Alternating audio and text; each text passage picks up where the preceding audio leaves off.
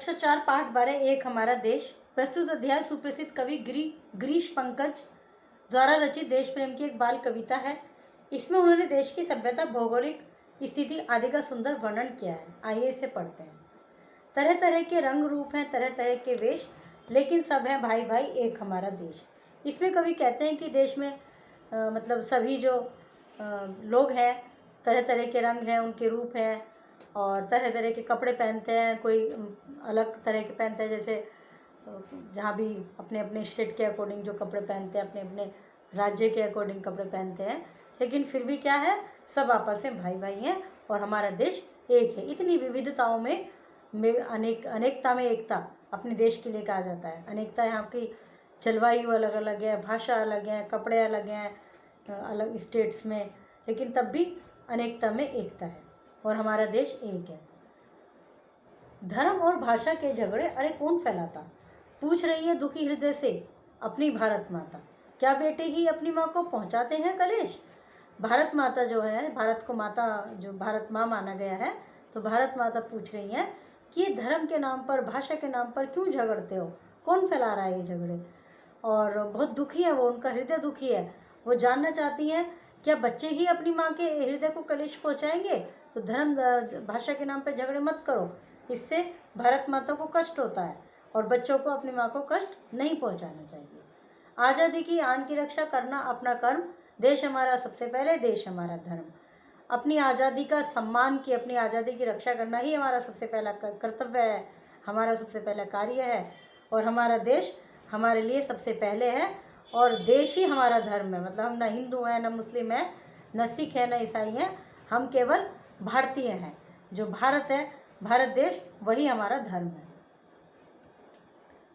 वीर शहीदों का है भाई यही अमर संदेश। जो वीर शहीद हुए हैं देश को आज़ाद दिलाने के लिए, जिन्होंने अपने प्राण दिए हैं, बलिदान दिया है, उनका यही संदेश है कि तुम्हारा कोई धर्म नहीं है, तुम्हारा देश ही तुम्हारा धर्म है।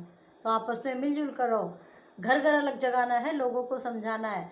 हमें घर घर जाके बात लोगों को समझानी है कि देश, वो धर्म, भाषा, जात, ऊंच नीच, इन सब पे मत लड़ो। तुम सबसे पहले भारतीय हो और तुम्हारी रक्षा करना सबसे पहले तुम्हारा सबसे पहला कार्य तुम्हारे देश की रक्षा करना है, तुम्हारे देश की आज़ादी की रक्षा करना है। ऊंच नीच के भेदभाव को मिलकर आज मिटाना है, बापू की इस भावनाओं को मत पहुंचाओ ठेस।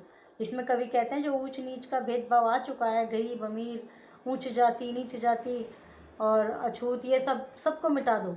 ये सब मिलकर हमें ये सब भेद को मिटाना है। और बापू की यही इच्छा थी, हमें उनकी इस भावना को प्रबल रखना है, उनकी इस भावना को ठेस नहीं पहुंचानी ऊंच नीच का भेद करके।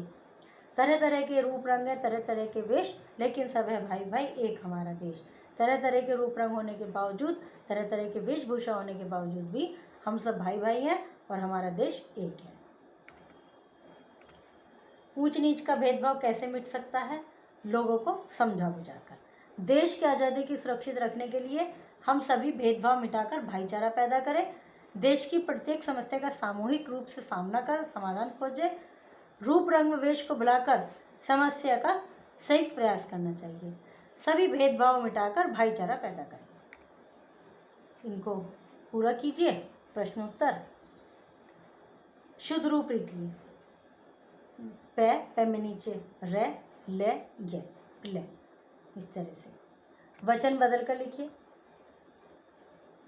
स्वरनाम छाटिए। जो शब्द संज्ञा के जगह पर प्रयोग किए जाते हैं उन्हें सर्वनाम कहते हैं। जैसे वह समझ गया, इसकी जगह हम ये भी लिख सकते थे कि राम समझ गया, लेकिन राम की जगह हमने वह लिख दिया। किसी समय पर उसका, ये भी सर्वनाम है। वह, उसका, कोई भी सर्वनाम है तो उसकी और फिर वह सर्वनाम है। अपने सर्वनाम है। मुझे सर्वनाम है। अपनी सर्वनाम है।